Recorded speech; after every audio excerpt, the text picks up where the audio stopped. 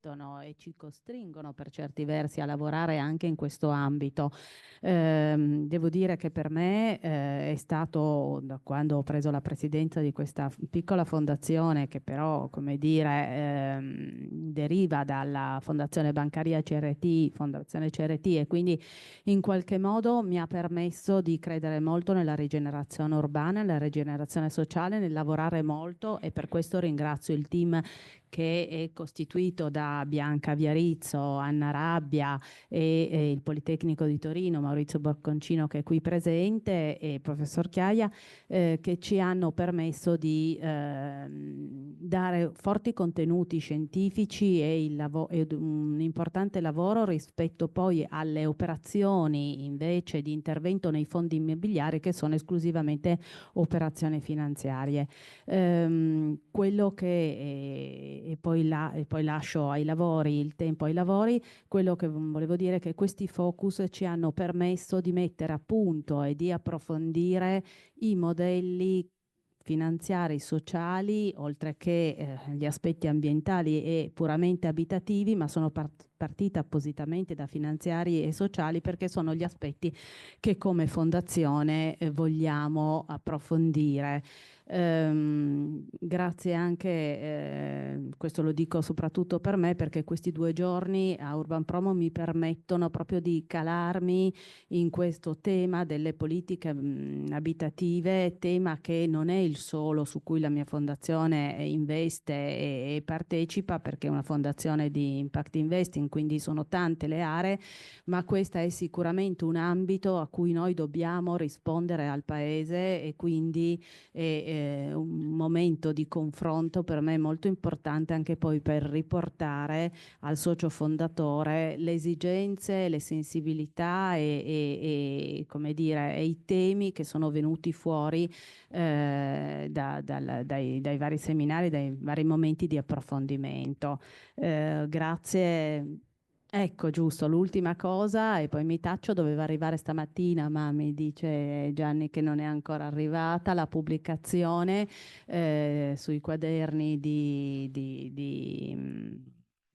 Urbit, in cui appunto ci sarà questo focus in collaborazione con noi, espressamente tutto incentrato sui casi che abbiamo trattato in questi 7 anni. Quindi è un po' una carrellata di quello che abbiamo fatto, di quello che abbiamo approfondito, quindi insomma è un po' la storia di quello che abbiamo fatto in questo periodo. Se non dovesse arrivare in mattinata sarà domani, e lo troverete domani o ve lo faremo avere. Grazie. Passo la parola. Sì, grazie. Grazie a Cristina Giovando che appunto ha ricordato come ormai da 7 anni, questo è il 7° anno, la Fondazione Sviluppo e Crescita di Cassa Risparmio Torino ha sviluppato un percorso che insieme a Urban Promo è stato molto interessante riguardo alle esperienze che si stanno svolgendo e si svolgono in Europa. Urban Promo è una manifestazione, come sapete, che ha a cuore le valutazioni e gli interventi sul social housing e sugli interventi collegati alla capacità delle città e dei paesi di dare risposta al problema dell'abitare sociale.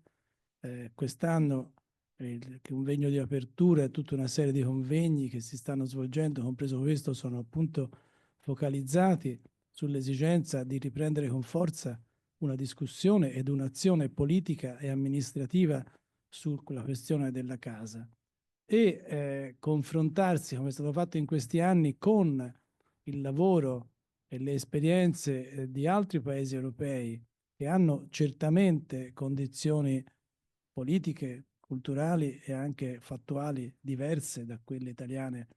L'anno scorso è stato presentato il caso dell'Austria, della Banca Erst e della città di Vienna, dove veniva ricordato che oltre il 35% del patrimonio residenziale è di proprietà pubblica o di enti pubblici o di soggetti che in qualche modo fanno riferimento alla pubblica proprietà. In Italia, anche dove le condizioni sono migliori, come a Firenze o a Milano o da altre parti, malapena arriviamo al 5-6% di questo patrimonio come patrimonio residenziale pubblico nella disponibilità delle amministrazioni per risolvere i problemi sociali della popolazione. Però anche pure con questa diversità, conoscere, imparare, valutare insieme modelli organizzativi e gestionali, situazioni operative che possono essere in qualche modo confrontate con quelle italiane è sempre un elemento utile e che fa parte dello spirito e delle modalità con le quali Urban Promo si è sempre confrontato su questi aspetti. Quindi io ringrazio molto Fondazione Sviluppo e Crescita e tutto lo staff che è ricordato la Presidente Giovando, perché è uno staff che ci garantisce qualità, capacità di relazioni e collaborazione molto, molto significativa. Quindi io saluto i colleghi irlandesi, ci siamo conosciuti ieri e grazie per essere venuto, Paddy. E ascolteremo anche da remoto l'altra collega e vi confermo che il libro che avevamo, il quaderno di urbanistica e informazioni dedicato a queste esperienze di 7 anni di lavoro di Urban Promo e di Fondazione Sviluppo e Crescita è stampato, è consegnato dall'editore al Corriere, il gruppo GLS ce lo sta consegnando, così è la dizione. Noi speriamo che questo sia vero e che il gerundio corrisponda, diciamo, all'obiettivo per il quale è stato costruito come forma lessicale, cioè che è un'attività in essere. E quindi, come dire, entro stamani o al massimo oggi pomeriggio dovrebbe arrivare. Naturalmente sarà distribuito a tutti quelli che saranno presenti in quel momento e sarà comunque disponibile anche sulla piattaforma di Urban Promo come digitale. Quindi io finisco questo saluto, vi ringrazio molto e do la parola a Bianca che... prego, scusa. No, solo una cosa, che l'idea di fare questo quaderno è nata proprio l'anno scorso qui perché il modello finanziario in particolare dell'anno scorso aveva interessato molto gli operatori e quindi abbiamo detto forse è bene in qualche modo riportare tutte queste esperienze perché questi modelli stranieri possono servire al nostro legislatore e ai gruppi finanziari che intervengono, privati e non solo, che intervengono nell'ambito dell'housing, a lavorare in termini diversi. E insomma, alcune cose, alcuni PPP che sono partiti, alcune percentuali di housing rispetto a delle operazioni residenziali private, pubblico-private, secondo me sono anche frutto della divulgazione, della trasmissione di queste esperienze che sono molto più forti in altri paesi rispetto a, vedi la Danimarca, vedi appunto, adesso oggi sentiremo l'Irlanda, vedi l'anno scorso l'Austria, e quindi nacque proprio l'anno scorso l'idea di fare, comunque detto fatto, arriverà e lascio la parola a Bianca. Un saluto a tutti e adesso passo al mio inglese maccheronico, ma chi vuole, io sono più facile da capire, ma ci sono. So, we'd like all our team to thanks and send a warm welcome to our brilliant host. Online, we have Nicola Matthews. She's a senior architect at Housing Local Government and an active contributor. She has a great experience in EU Cultural Plan and New European Bauhaus. Here with us, we have Paddy Gray, that is an academic. Professor Gray has a great deal of experience in the housing sector in Northern Ireland, UK, and around the world. Paddy has over 400, my God, 400 publications to his credit and is engaged in advisory assignment to institutions in Ulster, UK, and at the international level. Why we have chosen to talk about Ireland? We want to present Ireland because in its entirely, Northern Ireland, Ulster, and south of Ireland, the Republic of Ireland, because we want to show how the island's social evolution is linked to housing policies. Everybody here knows what happens decades before. It's just a century. They are coping with a very complicated situation. And that's interesting to understand what is happening. And community empowerment that now is going on. Plus, Ireland has a rich architectural heritage, as in Italy, and it's interesting the comparison. We did it with UK, if you remember, some years ago. And lots of potential of reuse, other problem in Italy, very, very important, which is something we can all feel united about. And when it comes to find solutions, how to reuse our heritage. I will now invite Professor Paddy Gray to take the floor, and he will present an overview on the historical evolution of housing in Northern Ireland, and followed by an analysis on the current situation. Paddy. Thank you. Thank you very much, Bianca. You don't mind if I stand up? I just that I look too big on the screen when I sit down. Yeah. Thank you very much for inviting me to this conference and to your beautiful city, and also last night to making me your guest at a beautiful local restaurant as well. I'm looking forward to seeing the city and having a walk around whenever I finish. Sorry. Yeah. Okay. I'm also getting this in Italian, so I'm being translated into Italian, but I can hear it. I better just take it. I don't need it. Yeah. So what I will do today is I'll talk about Northern Ireland. We have a thing in Northern Ireland that some people call it the North of Ireland. They don't call it Northern Ireland. In fact, the city that I live in, 90% of the people, well, our city is called two names. It's called Londonderry and Derry, depending on whether you're a Celtic or a Protestant. So I obviously call it Derry, but 90% of our population would call it the North of Ireland and not Northern Ireland. So if I sometimes say the North of Ireland, they actually mean Northern Ireland, but it's more to do with ideological reasons. But as you rightly said, we've had, if I can just this forward. Don't know what. This always happens to me. Don't worry. It's stuck. But I'll just go back a brief history. Yeah, I'll just keep talking, Sharon, while we wait.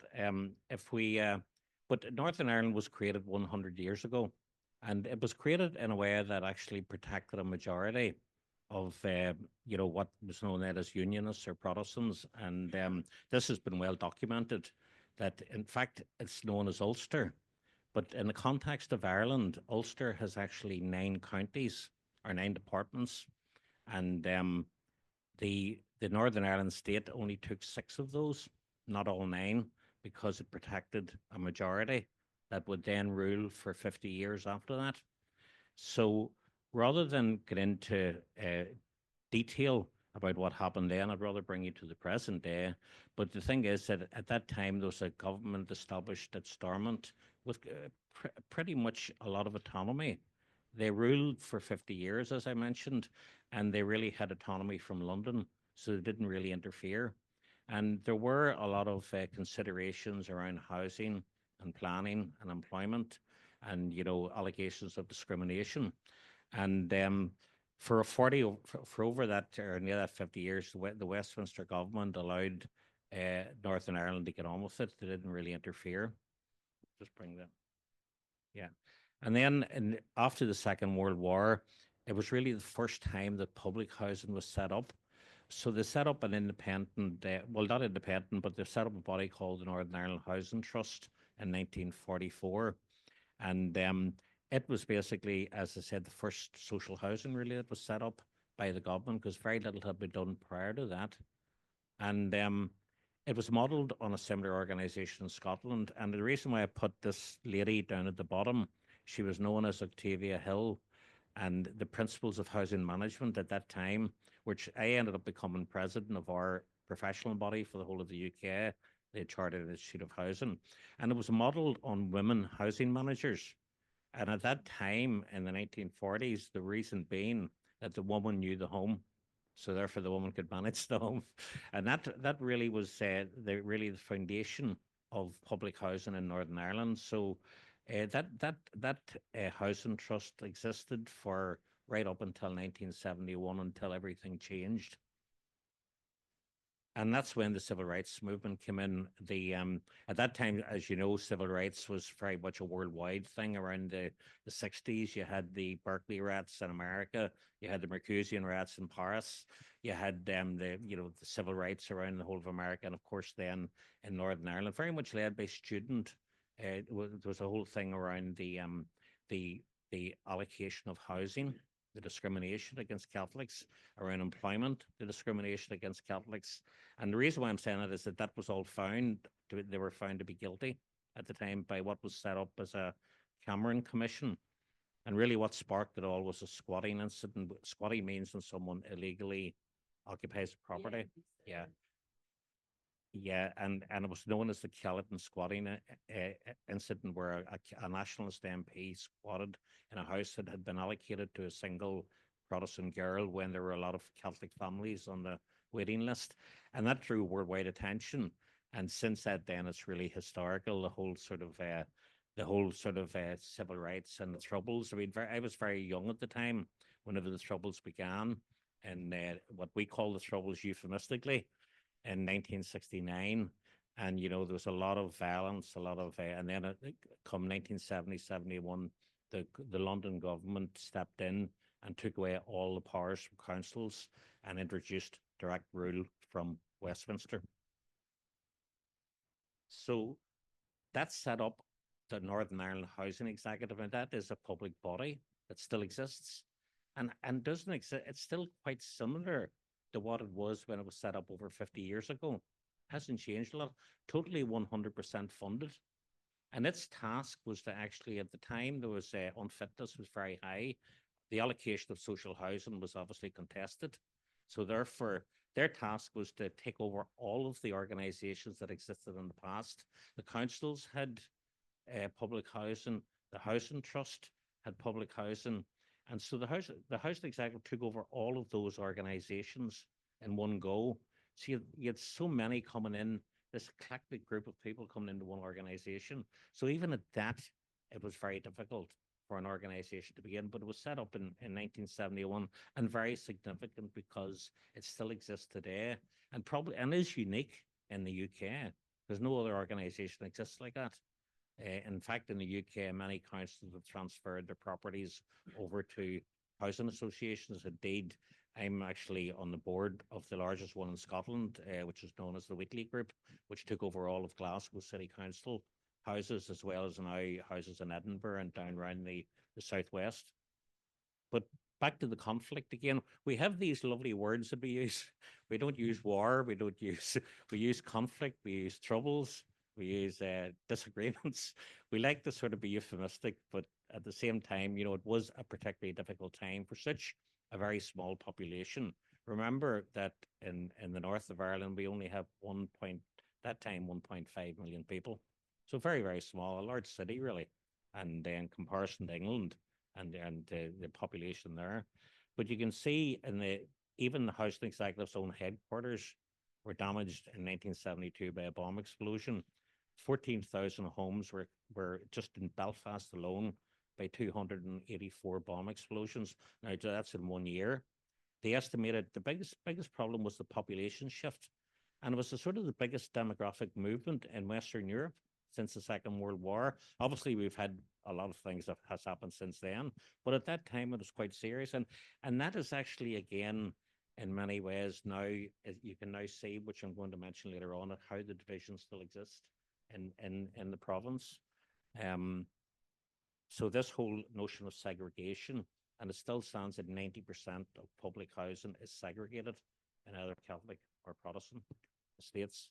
And the whole issues around people having territory and around interfaces where some are separated by walls, physical walls, others by people, their minds, how they behave. People will behave within their own communities and they won't associate with the opposite communities. Not everywhere. We're trying to sort of work to bring more association together amongst the two communities. But that's the Housing Executive's headquarters that were damaged in 1972. That was the burning out of a Catholic housing estate, which it's still, now they've rebuilt it again, but you can see at the time the troubles, so many people being displaced, both through physical aggression and through their own wanting to move into safe areas.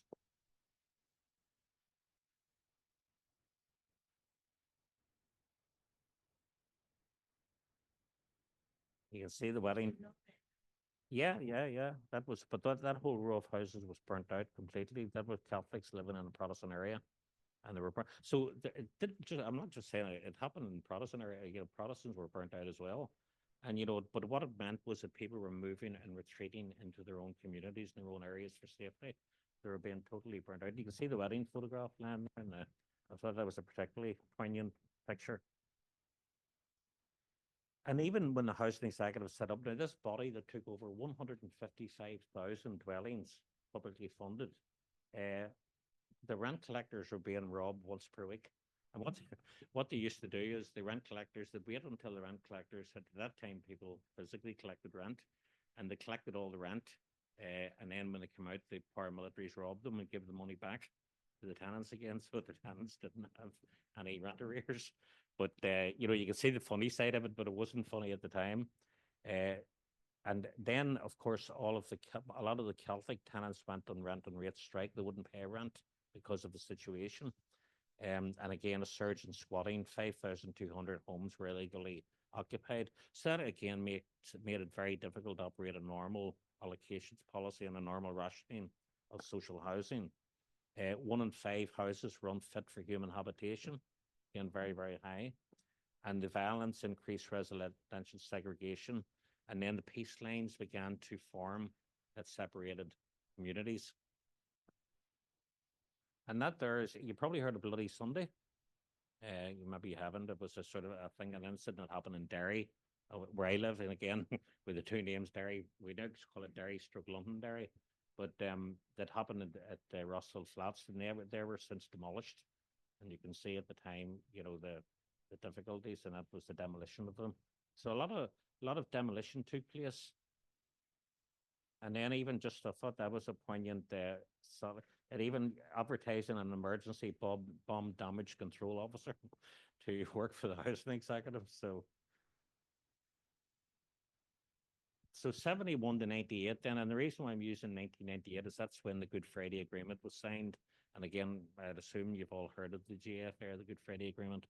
But the whole changes with central government sort of controlling local issues in Northern Ireland. Local authorities were literally left with very little powers.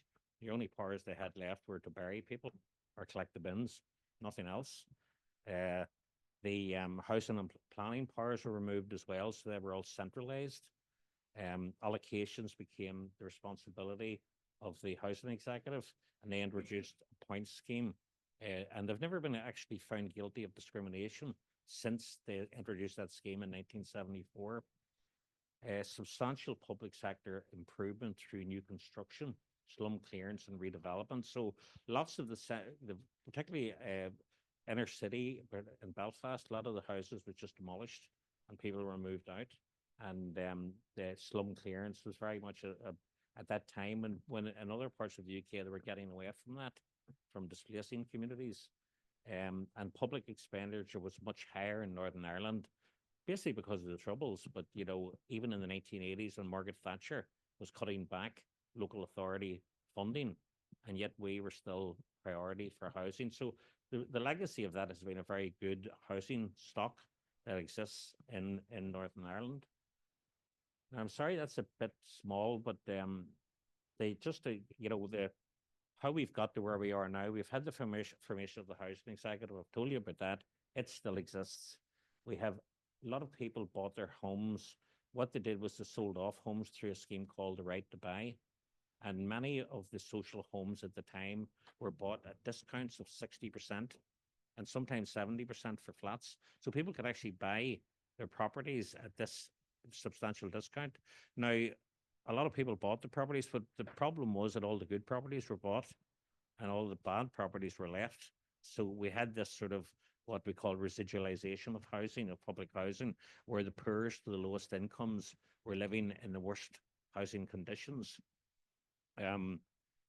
The homelessness legislation was introduced again 11 years later than it was introduced in the UK and England, Scotland, and Wales. It was introduced there in 1977. We didn't get it until 1988, but it gave a responsibility for the housing executive to house people who were deemed to be homeless and not intentionally homeless. Renewal and new build policies, as I said, the cities were, you know, the centres of the cities were demolished. A place like Derry, Belfast, which I've shown you, Derry, Belfast, even small places where I come from, like Armagh, where all, you know, a lot of the housing was just completely demolished and rebuilt. The expansion of the private rental sector, that is something which has happened in the last 20, 30 years, where private renting has become an option. And a lot of people have invested in private renting. So you have landlords who rent out. So the private rented sector is now proportionally higher than the social housing sector in Northern Ireland. So you mentioned earlier on, Gianni, about 6% social housing in Italy. I mean, ours is 16%. At one stage it was up to 20%, 25%. So we still have a substantial proportion, but private renting is now around 20% as well. And then the rest is owner occupied. The housing associations now do all of the new builds. The housing executive doesn't do any new build. Again, similar to what's happening in England, Scotland, and Wales, where that was transferred to housing associations because they can borrow from the private sector and it doesn't go on the government deficit. Whereas the public sector, like the housing executive, can't do that. There are talks at the moment to try and change that. And I've been involved in a committee that was looking at that for a number of years. Sorry. Okay, sorry. Right. I tend to jump about a bit, but so we've had major legacies since then. The supply side has failed. Housing associations haven't been building what they were asked to build. They haven't had the capacity to do it. So we've had a major deficit in new build. And more recently, we've had a substantial increase in homelessness and people living in temporary accommodation. Now that's similar. At the very end, I will look at the south of Ireland or the Republic of Ireland as well and look at some of the issues there. But that's very similar to what's been happening in the south of Ireland. Affordability has shifted. Many households at the time were better off because of rising house prices, but things change. People went into negative equity after the great financial crash. And even now, many people are being priced out of housing because it's become so unaffordable, not only to buy, but also to rent in the private rented sector. We've had tenure and locational polarization, still very much a feature of our society, where low-income groups live in particular areas. And that's very, very common around Belfast and Derry and other sort of towns. Choice has been there, but it's very difficult because even when you're buying a house, you don't have choice. You only can buy where you can afford. So I suppose people, and the same with privately renting, you can't. I mean, people say you have choice, but you don't have choice because you can only again rent where you can afford. And social housing waiting lists are so high that in some areas like West Belfast, North Belfast, Derry, West Derry, you would have to wait 5 years to get a house. Very much similar to a doctor's appointment, actually. But that's another story. But housing quality has improved significantly. Remember, I mentioned earlier that we had 1 in 5 houses unfit for human habitation in the 1970s. That's now about 1 in 20, really. It's a very, very small proportion. The biggest problem now is net zero carbon targets. And recent research has shown that we need to improve an estimated of 50,000 properties per year to meet our 56% target for energy-related carbon emissions by 2030. So again, but we don't have any money available for that. No money has been made available as yet, even though in England they have made money available for people to move to net zero carbon. Ethno-religious segregation, I'll concentrate a little bit on this now. We have that I've mentioned earlier on. So 82% of the social housing areas remain segregated, and that rises to 94% in Belfast. And that's a major problem. It's created a segmented housing market. For policymakers, people will not move from one area to the other. Well, they can't move if there's a physical wall. But some areas there's high demand. On the other side of the wall, there's low demand. But you can't move. There's no natural housing market existing in those particular areas. And again, we have the housing select, which is the allocation of social housing in Northern Ireland that was set up in the 70s. It still hasn't changed very much. So a lot of it's restrictive, and hence we can't get people. In England, they've introduced different systems of what's called choice-based lettings, which gives more flexibility in how you allocate housing. This is very much a top-down approach. And as a result, we have very little movement, people moving out of certain areas or whatever. We've also a thing that still exists called intimidation points. And it's a hangover from the Troubles, that people who are intimidated, they get points that put them to the top of the waiting list.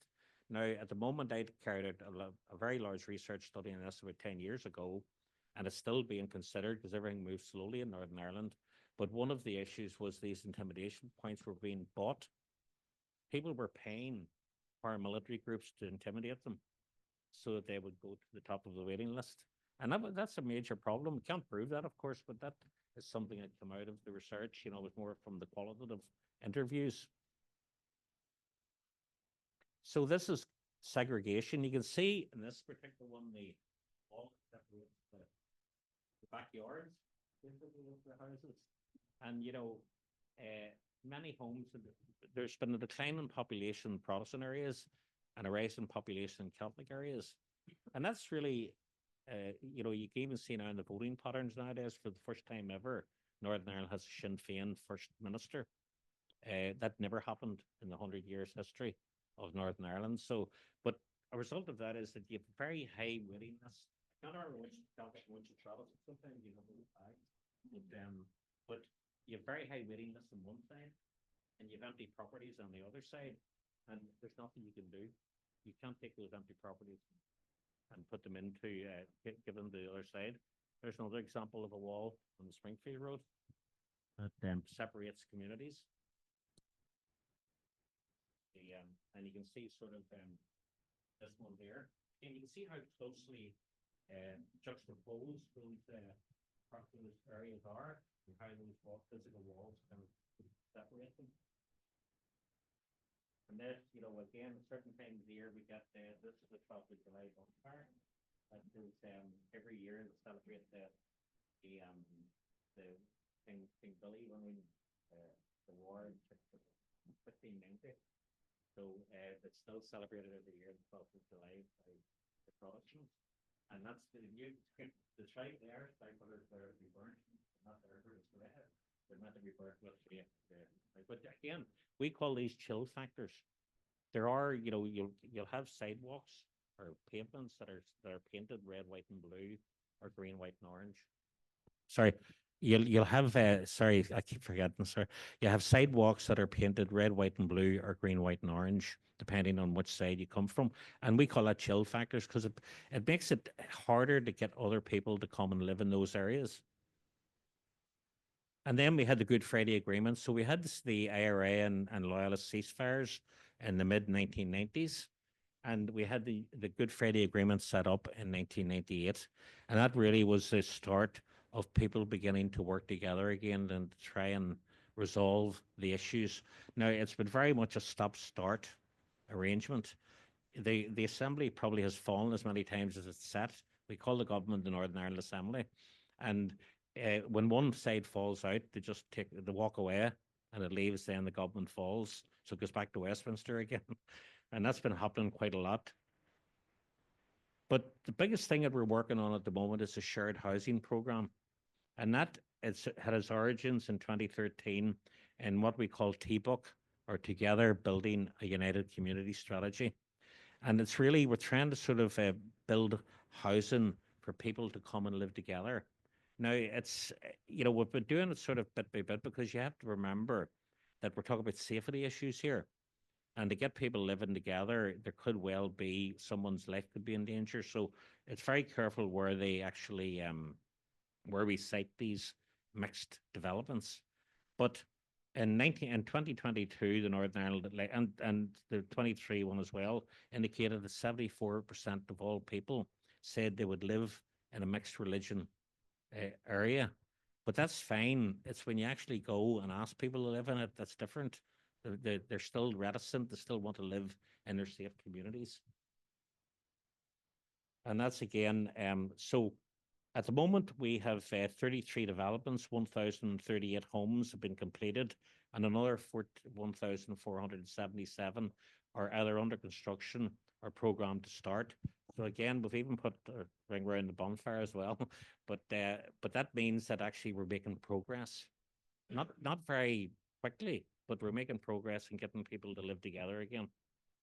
And you can see throughout Northern Ireland, there are just the different areas that we have those schemes cooperating. So it's right across the whole of Northern Ireland there. That's Derry, where I live up here, or Londonderry, Belfast, and then Armagh, where I was born, down there near the border.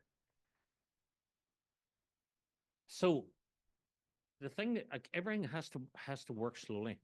And we're at the moment we're working under the 4 R's we call it, is removal, reduction, reclassification, and re-imaging. And that's the peace walls, these 90 odd constructions that exist mainly in Belfast. Some of them are just little fences, some of them are large walls, which I showed you earlier on. But it's very much trying to work with community leaders. And, if you don't do that, you're not going to be very successful. And particularly because of paramilitary influence, you have to be very careful and get local leadership to help you to bring these walls down. As I said, the Good Friday Agreement has now been 25 years in existence, and we still have as many walls as we had when it was set up in 1998, or when it was agreed. So removal. 1 or 2 areas now we're completely removing the walls. And that's been successful. But it has to be very, very carefully done, because you don't want, again, to have people's safety put at risk by doing that. So it's a lot of negotiation between community leaders to do this. The reduction, some places were partially taking them down, and rather than fully taking them down, and again, negotiating with community leaders from both sides as to what they would accept. Reclassification. And it's really where some parts of the area, you might be able to take down a fence and make it into a private area, give someone, particularly where the back gardens are, give someone space or whatever to sort of, make it their own. And again, that's been sort of looked at around reclassifying and letting people use them as perimeter fences. And then re-imaging. And again, we have a lot of murals, particularly in Belfast, and they're mostly of paramilitary people with guns and, freedom fighters and so forth. But working on trying to re-image these, so you can see George Best is now on one that used to have a person with a gun. And, this is something that again, is very important to work with community leaders in order to get this done. So basically, the demographics in Northern Ireland are changing. We have now more immigrants than we ever had, because people didn't want to come and live in Northern Ireland to begin with. But we have an overspill from the Republic as well, and we have now new communities growing up and starting to live in certain parts of Belfast and Derry and Mid-Ulster and so forth. And we're still working in these shared neighbourhoods. So it's still a job in progress, but we're still working slowly. How am I for time? Yeah. Yeah, I just wanted to finish off by looking at some of the similarities and comparisons with the Republic of Ireland. I've been on a housing commission that looked at the whole housing system in the Republic of Ireland over the past 2 years, and we just produced a report 2 months ago. Now, it was made up of 11, 12 different people. But I was the only, well, myself and Sarka Edwards, who's Housing Europe, we were the only two external people on it, even though I only live 6 miles from the border. But just to, just sorry, that's just the final one on the building on peace. Another one of our murals that has been, put up. But just looking at the housing in the north and the south, again, I've given you the history of the north, but in the south, there was a lot of building went on, even though Ireland was a very poor country in the 30s and 50s, a lot of social housing was built around that time. A lot of investment was put in since the state was formed. And in the 60s and 70s, we, of course, had the Troubles. But in the south of Ireland, there was a contraction of public housing, and it created a lot of difficulties. It created issues now which are around affordability. Big issues in Southern Ireland. I'm sure Nikki might mention it when she's speaking. But big issues around Southern Ireland at the moment are affordability, supply, and people living in temporary accommodation, children living in temporary accommodation, and getting access to housing. Totally very, very difficult, particularly in areas like Dublin, where the average house price is now €500,000, maybe more, for a 2-bedroom, 1-bedroom flat. And you're even to build. I chair the largest housing association based in Dublin, and even for us to build an apartment is €350,000 just to build an apartment. So you can imagine the costs. People are being sort of priced out completely because of the high rents. Rents are now moving towards between €2,500 to €3,000 a month in Dublin and Galway, places like that. So we've had similar problems, but not to the same extent as they've had in Southern Ireland. And obviously, there was a lot of investment in Southern Ireland up until the until the great financial crash in 2007. In 2006, they built 96,000 new homes in the south of Ireland for a population of 4 million. In England, they built just higher than that for a population of 60 million. So, and then, of course, the financial crash happened, and over the next 5 years, there was very little new build done, and people didn't go into the construction industry. That's one of the biggest issues we found in the Housing Commission, was that we have to double the output. At the moment, we're building 30,000 houses per year, and that has to, the commission recommended that should be doubled to 60,000 a year in order to meet the needs for the population over the next 20 years. Now, we don't have the capacity to do that. We don't have the workers. We don't have enough construction people. We don't have enough skills, particularly around modern methods of construction and looking for that. So there are big issues around how this is financed, who's going to do it, and physically, how's it going to be done? So the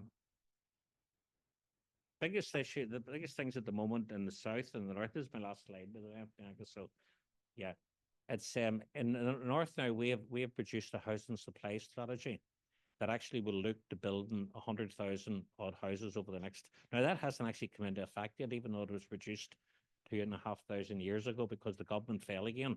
So every time the government falls, everything stalls. So nothing happens. But we're introducing a different rent element. But in the south, they have a housing for all plan that had suggested building 30,000 houses per year, and they've met that target now. They've maintained that year in year, but the Housing Commission is now saying build 60,000, 50 or 60,000. Cost rental is a product that was taken from the Vienna model.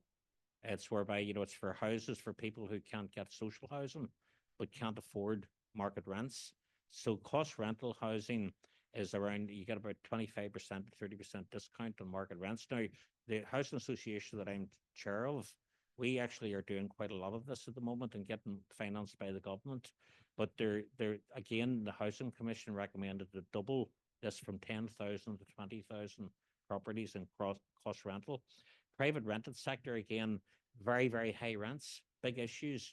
I sit on the Residential Tenancies Board, which is the regulatory body for the private rented sector in the Republic of Ireland. And I mean, there's a lot of regulations been introduced compared to the Northern Ireland, much more regulation in Southern Ireland, but still we have high rents. We're trying to sort of cap rents through rent pressure zones, but still rents are basically, for the want of a better word, going through the roof, and still are. The Housing Commission, we produced 85 recommendations. Now, again, you would get that if you Google it. The Housing Commission, we only produced a report a couple of months ago, but there will be an election coming up in the Republic of Ireland soon, so the politicians are worried about what they're actually going to do. And then, of course, on both sides of the border, we talk about climate change and about meeting our net zero targets as well. So, and that's basically, I've been writing a lot now and seeing how we can actually come together in the North and South, how we can work together. There are so many, you know, with big issues like you have here, very much the same things around the Ukraine war, labour and skills shortages, higher interest rates, cost of living crisis, and so forth. But you know, these have all been hitting us. But this last slide is one that I think that we could work together, both North and South of Ireland. And there's a lot of coming together, much more than there had been. And it's basically we do a lot now around tenant engagement, communities. Very, very, you know, in Northern Ireland, we're obviously quite expertise at this because having to work under pressure. ESG standards, again, something which we're all working towards. That's environmental, social, and governance. Stigma attached to social housing. We're trying to work away from that because people still have this notion they don't want social housing built near them. They call it NIMBYism. Sharing our expertise across the border, innovative constructive techniques, an all-Ireland approach to travellers and how we deal with the travellers, and how we assess housing need, how we set our targets. Again, we could work there. Housing associations and AHBs. AHBs are actually housing associations in Southern Ireland working together and sharing good practice, including staff. Looking at a common decent home standard like they have in England. Increasing the tenant voice and accessing private money, and how we could actually work together with capacity to get more private money in the public housing. And I'll finish there, Bianca. Sorry, I hope I wasn't rushed, but I'm sure the interpreter is going mad, but no matter. But thank you.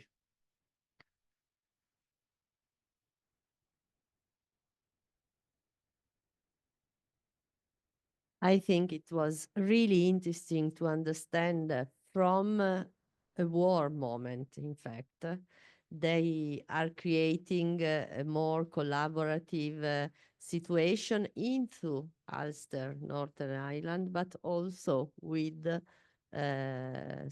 Ireland as republic, etc. That's very interesting. And we want to deepen to understand and to follow you better. And now I think that Nicola, that unfortunately she couldn't arrive in Italy, she would like, but she's following us from the video.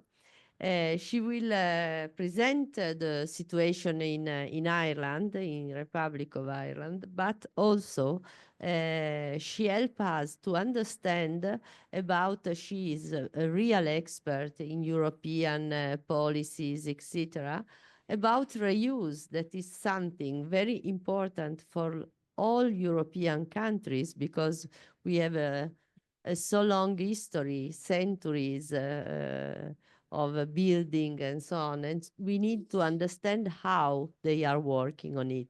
Please, thank you very much, Nicola. Welcome, and the floor is yours. I should say salut a tutti.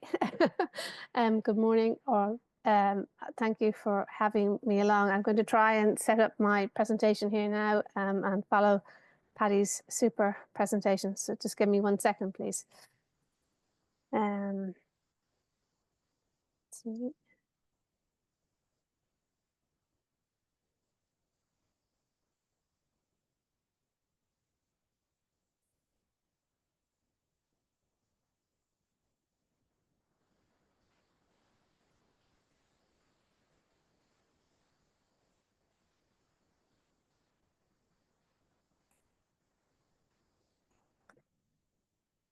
So thanks to Bianca, the project coordinator of Fondazione Sviluppo, a Crescita, for this invitation to speak and for the opportunity to present as part of urban regeneration policies with the focus on social housing and community empowerment. I understand it's as a precursor to Dublin hosting the International Social Housing Festival. Now, just check, has that slide moved on? No, it hasn't. And I bring you an image of Dublin. I'm just seeing your I'm seeing your screen. There's my slides moving on with you. So you should have a large green image. Is that coming up?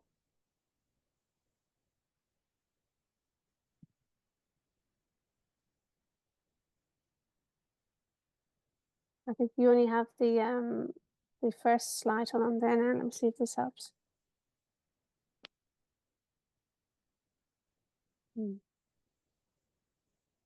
No, it's not moving. Here's the next slide show. Ah, there we go. You have Dublin, finally. Sorry.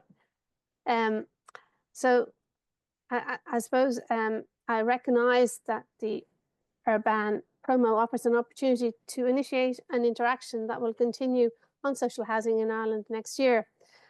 With my presentation, I hope to provide an insight into the ongoing evolution of Irish urbanisation processes and housing policies, providing an understanding of approaches and challenges that we face, as well as the relations between rural and urban, industrialisation and environmental commitment. I'd also like to examine the topic of Ireland as a model of collaborative living that balances innovation with preservation of architectural, cultural and environmental heritage, which is your topic, as I understand it, for 2025. Now, hopefully I manage this to move. Okay. Okay. I work in the National Built Heritage Service, which is part of a wider Department of Housing, Local Government and Heritage.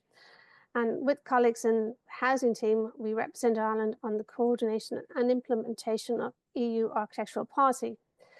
In the first part of my paper today, I would like to show you how EU policy and initiatives have informed national policy and practice to date in terms of our thinking on urban regeneration, the role of cultural heritage, the importance of a culture of architecture, and I suppose how that all is now influencing a current funding programme which is called Thrive for supporting Irish town policy, delivering integrated urban strategies and heritage legacy projects.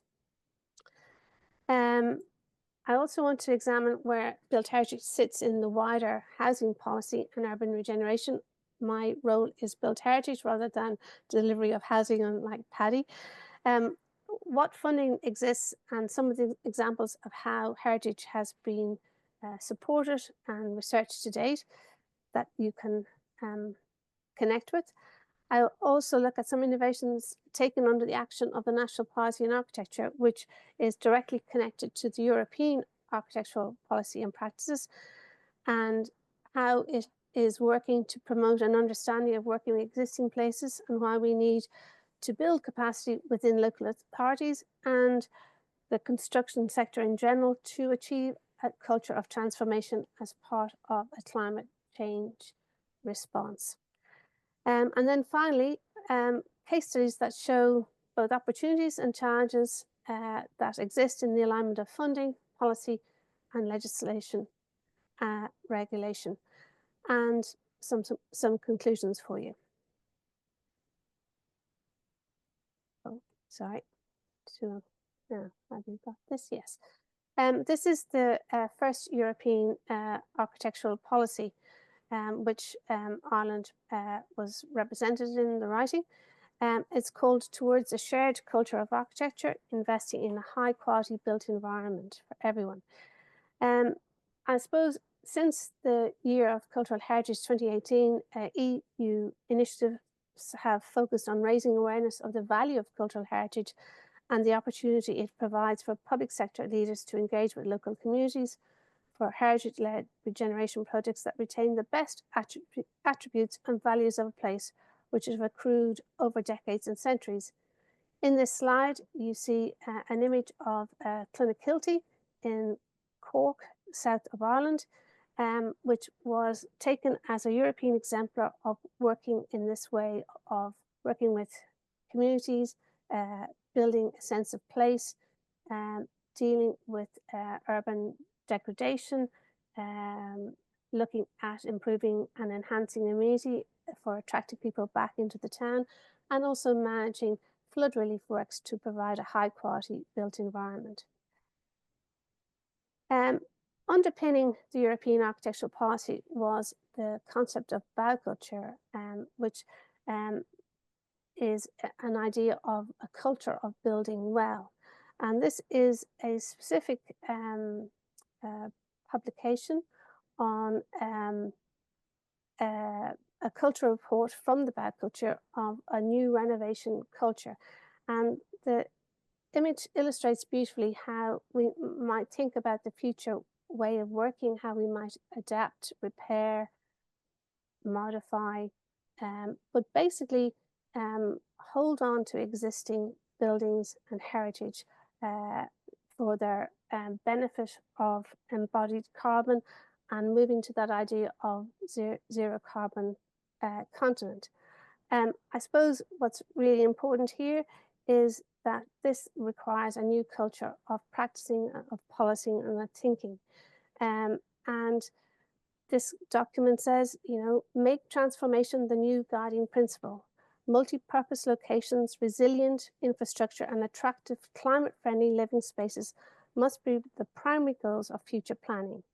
Existing qualities in our cities, towns and landscapes must be recognised and used as a starting point and inspiration for further development. So this really places built heritage in a very strong position. And I suppose it also further points out the role of the public authorities in promoting and supporting conservation or conversion projects, and the need for inclusion of high quality criteria for adaptation to really produce sustainable places. Also underpinning the European architectural policy, and probably in more recent times more closely converging, is the new European Bauhaus, which I am the national contact point for. And these principles, very simply, the idea of beauty, sustainability and inclusion, and then the values of beauty, sustainability and inclusion, and then the principles that are addressing participatory practice, high-level, multi-level engagement and transdisciplinary approaches. And there are themes of reconnecting to nature, prioritizing places where people need, and the idea of thinking of places in a holistic way are all really important to our work with built heritage. And then the final piece is the as a legacy of the European Year of Cultural Heritage was the quality principles produced by ICOMOS for working with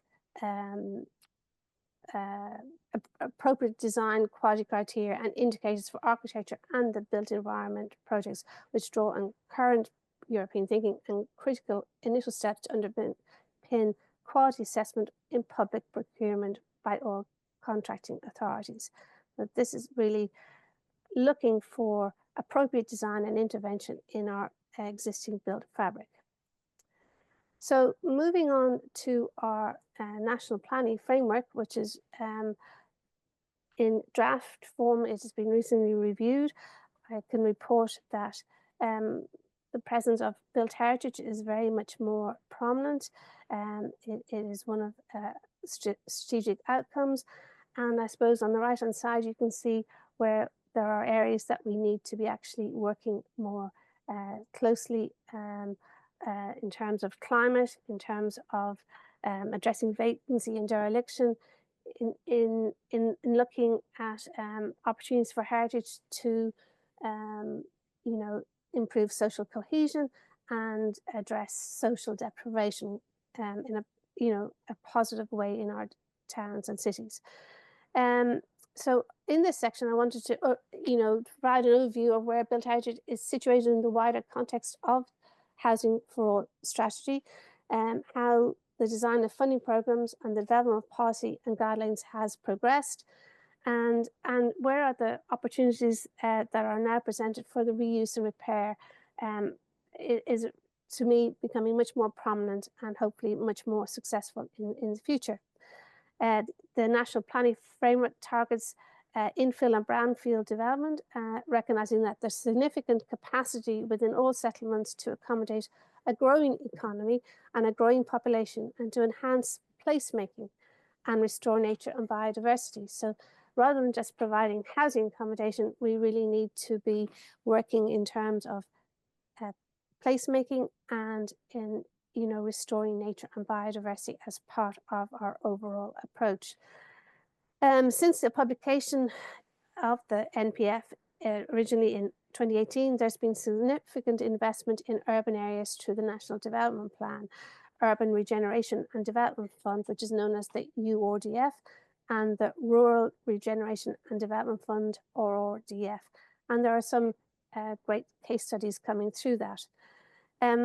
Both of these funding streams support the Town Centre First initiatives that drive regeneration and rejuvenation in settlements to ensure that urban areas are attractive and vibrant places where people choose to live, work, rest, and visit. The government also, as part of this, has brought forward a range of land activation and active land management measures to ensure that the potential of urban development and regeneration in the built-up areas of cities and towns and at locations close to services and good quality public transport can be accelerated.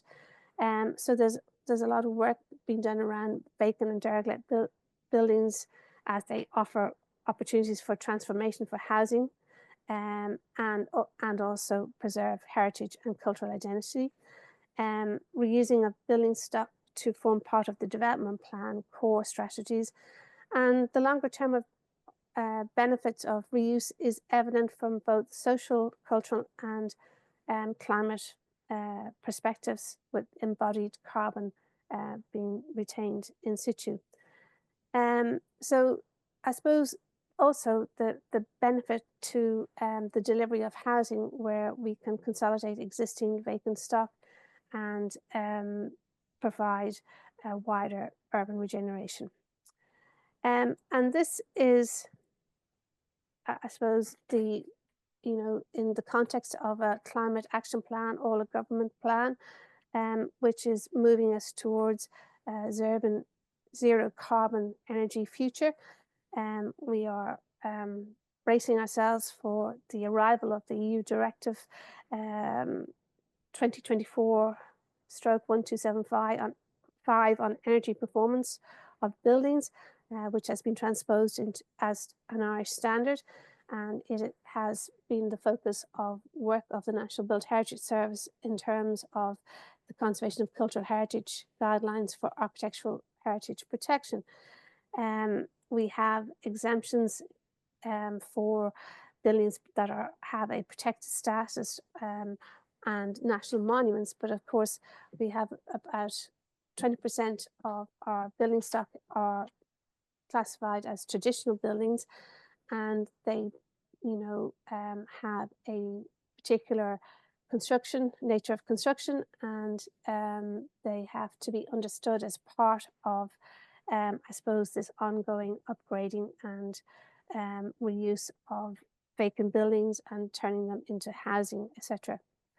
I suppose whilst the EPBD has focused largely on reducing operational emissions and on improving fabric performance, I think there's now a point where there's going to be greater focus on embodied carbon and a pushback against demolition, as there's more research being brought forward by National Built Heritage Service on life cycle analysis, on quantifying how sustainable it is to maintain, refurbish buildings, and contrast it to full demolition and replacing of existing buildings.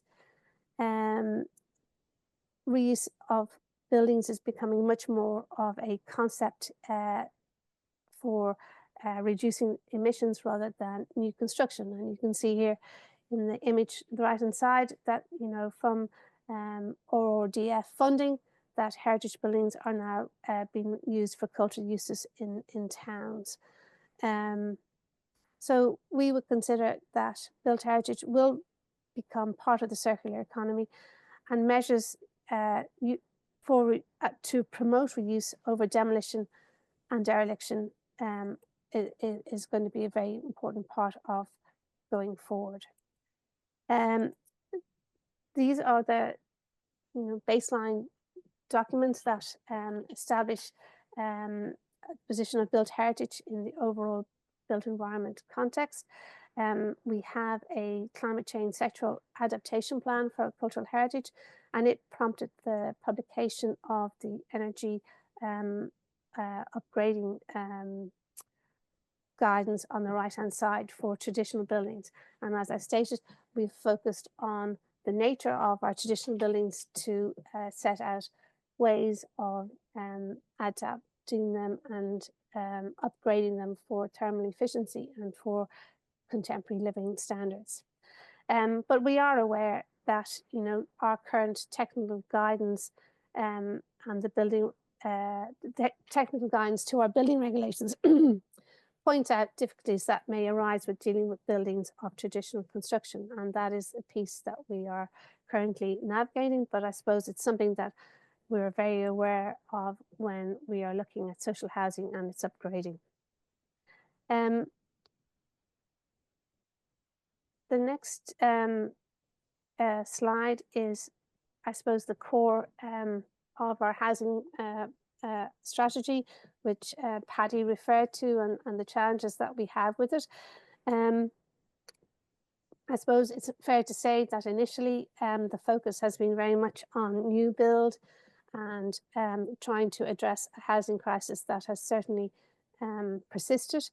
I suppose document there examination of innovation efficiencies in design of affordable housing points to work that has been done on modern means of construction and how we can make housing more affordable.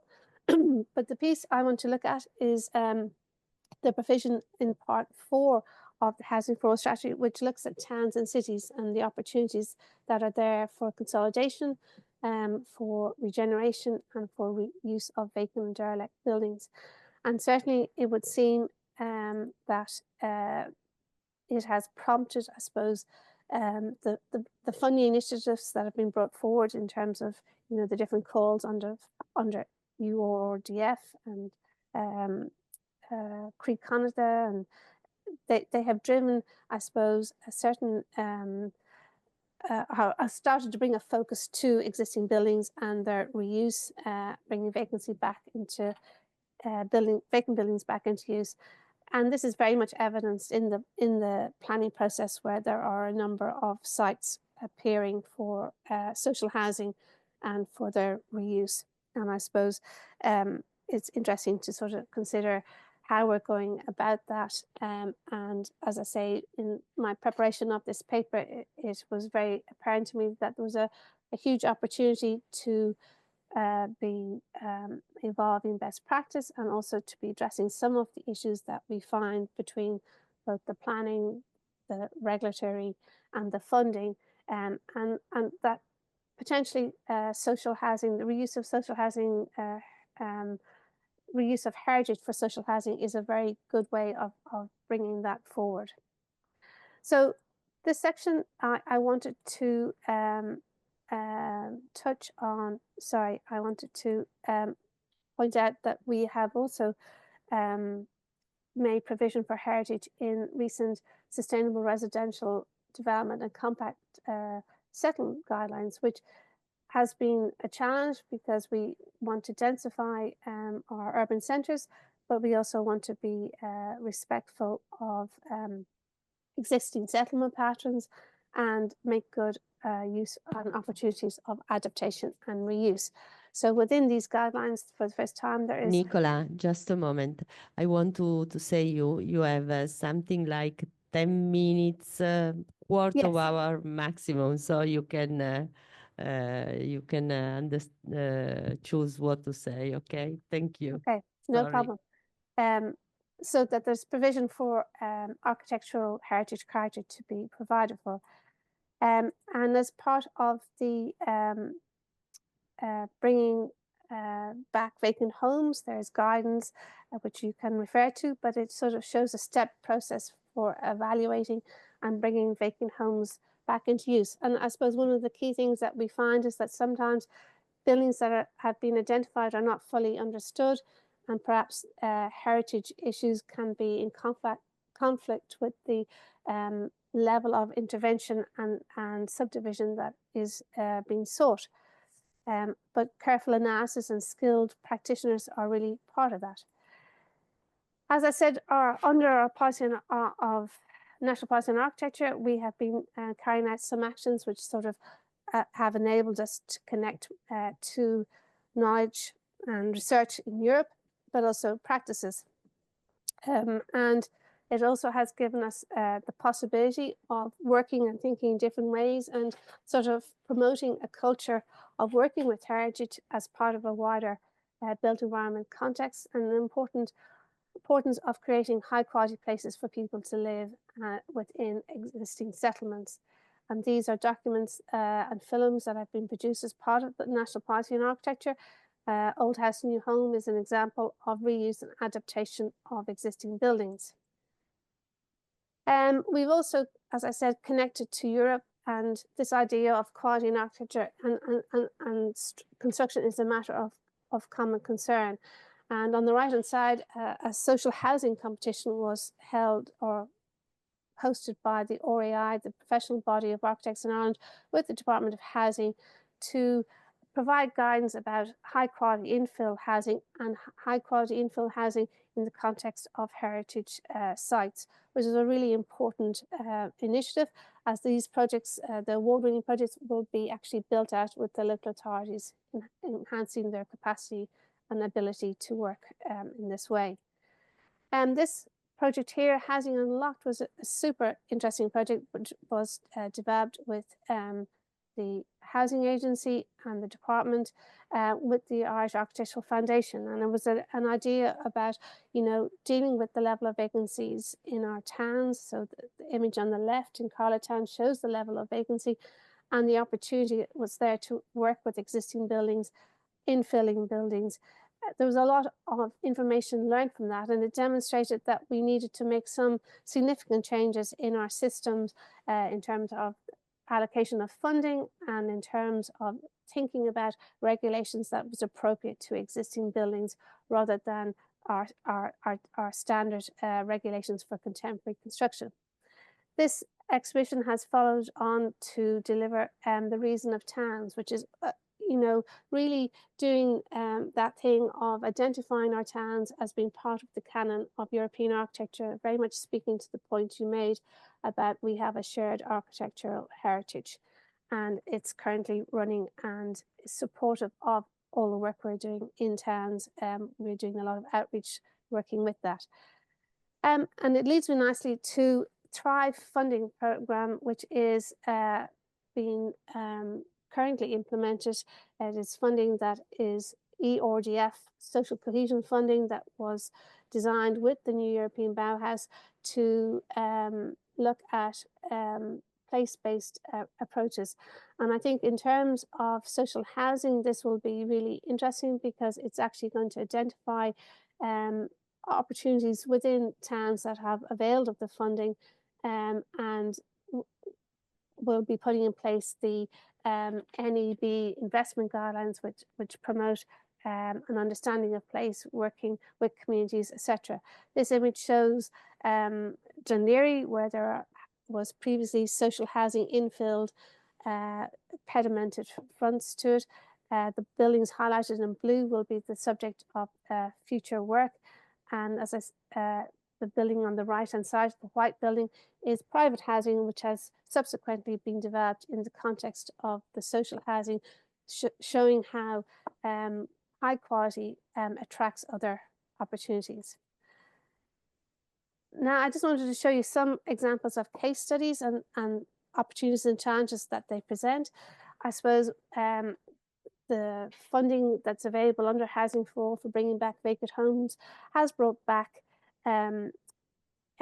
individual buildings incrementally, and that has been quite successful in some places. This is an award-winning scheme, but this is obviously of a scale that doesn't impact greatly on the housing that we have, but it is an important endeavour all the same. This was a pilot town for looking at housing, and what I want to point out is that sometimes our housing has been left vacant for so long that it's in very poor condition, and there's a lot of time and work needs to happen. Local authorities are not well resourced to do this, and the funding needs to have a better understanding of what local authorities are trying to achieve and what they're trying to grapple with. But this is a good example of sort of area-based planning and of how social housing is integrated into an existing place, reusing existing assets. Here's an example from a rural situation from County Cork, where a farmhouse complex has been beautifully repaired, and I sort of highlight the need for traditional skills and the fact that, you know, are thinking about the robust buildings, traditional buildings. You know, they provide long-term longevity, but they also provide the opportunity for repair and recycling, which is very much part of where we need to go in terms of circular economy, employing local tradesmen and craftsmen to do it. And of course, providing a really important sense of place. All is not straightforward. This is an example from Cork, where we were working with some very early buildings. And unfortunately, our building regulations conflict with what's been trying to achieve. And I go back to my earlier point about understanding traditional buildings, their construction, and perhaps a greater need to adjust our building regulation system to be more accommodating of historic fabric. Whilst this is a very high quality social housing complex, it actually had quite a big impact on the surviving integrity of the buildings itself. Here's another good example of, you know, where buildings are a good reuse of vacant buildings. Their repair and maintenance provides a good example of how I say reworking heritage buildings and bringing them back incrementally into a town centre. This is done with the repair and lease scheme under the vacant buildings home, and you could see that, you know, over time you might actually build up a great you know, presence in the town centre. But also there's an issue of scale, and where funding needs to be considered for large complexes like this and how they are going to be brought back. We have many institutional buildings that are quite prominent landmarks in towns and cities, and I suppose their careful reworking requires skills and funding, as I say, to achieve great outcomes like this. This is an example of a proposal that was done with Galway County Council, and it shows the kind of thing that's happening where local authorities own a lot of property in towns. And rather than just dealing with buildings on an incremental basis, this demonstrates that how a lot of sustainable extras can be added, not just the repair of the building as being part of the overall sustainable approach, but also the inclusion of central courtyards and green spaces that attenuate water, and I suppose a real sense of place and a revitalisation of a very neglected streetscape. This is an example from Waterford City at a larger scale, where a historic parade or quayside is being repurposed and adapted for social housing and making a new interface with the medieval church to its rear. Very complex project, a lot of archaeological issues to address, a lot of very badly damaged buildings, and a lot of unpicking to be understood, because buildings are layered over time, and they need to be understood and a strategic response made to them. So rather than overloading them, a reasonable balanced response to both providing social housing and for their upgrade and survival. This is St. Kevin's Hospital in Cork, which is a landmark project for a number of reasons. It was a very ruinous condition, but it is pointed to in a number of studies as being an exemplar because it worked with existing fabric. Some of it was cleared. It provided a great number of houses, but it did retain a sense of place in its overall design. I point to this Brownfield land activation report on it, which demonstrated bottom left there, the issues of dealing with built heritage, archaeological heritage regeneration, contamination, geotechnical conditions, demolition. So these are complex issues that need to be thought about in the funding, design of funding, and in terms of getting better outcomes for heritage in general. Repair and maintenance is pretty much missing in our funding thinking. I included this one for you, Bianca, because you mentioned the Ivy Trust, and I suppose I can't talk about the next slides without acknowledging that social housing has a cultural significance and is very much part of the social fabric of our cities and towns. And we have the typical challenges of where buildings are not protected, how they are going to be retrofitted. In the past, they would have been demolished. In the present, there is much more conversation about reusing them and repurposing them. On the right-hand side, this is the Crampton buildings, which was a very nice 19th century housing scheme that was primarily a single bedroom accommodation, which was then refurbished, and the single units combined into 2 units. Why I make this point is that one of the issues was that the social fabric of this complex was going to be changed by the nature of the upgrading, and it was of concern to the community that the community would change in its refurbishment. Other examples of social housing requiring, high skill sets, understanding of place, understanding of the materials in which they were originally constructed with, are all part of the conversation at the moment. On the right-hand side, there's a very nice example of a deep retrofit from St. Brickens. This generation of housing possibly is able to take greater levels of renovation because of the nature of the architecture, where earlier buildings need a whole different understanding because of their construction and fabric. And this is Ellis Court, which was which I'd like to point out is it was a building that was originally a 19th century hostel that had become very dilapidated, and with a very good brief from TUA, which is a housing agency, housing body. This building has been really reimagined and has become a very vibrant, beautiful place, which has, retained its presence in the city and really an attractive place to live. And I suppose because the nature of the building, it was able to take a level of intervention that didn't overwhelm it. I'm nearly there now, and more close to home for me is an example from Dún Laoghaire, which is taking sort of a more complex town site, which has a number of different buildings of scale and overlay, but also responding to a historic park, providing social housing that has a connection to its place and that benefits from the high amenity of the immediately adjoining area. But I can't stress enough that overcoming regulation in dealing with the subdivision of buildings is quite complex, and as I say, it's something that we need to be mindful of.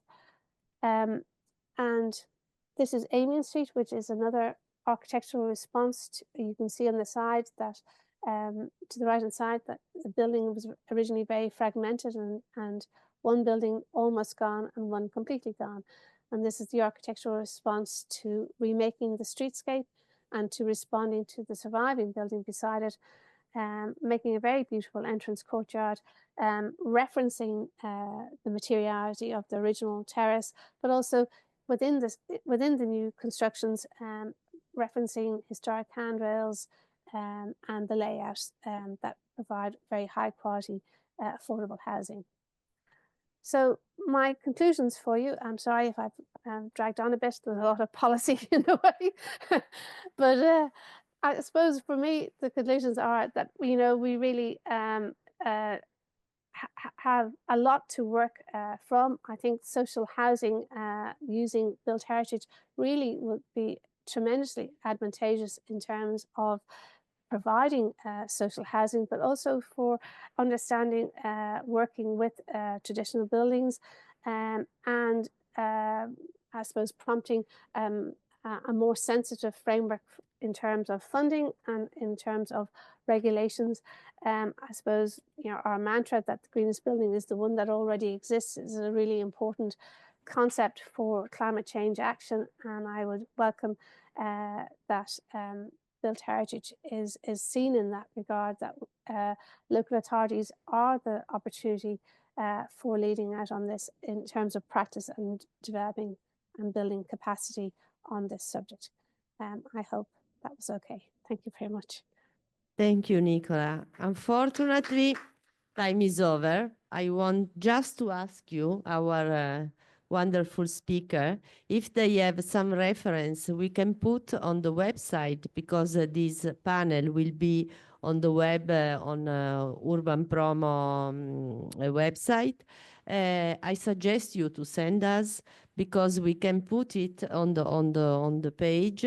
And the people, I'm sure, it's really interested to prepare for the festival for next year, to deep the information.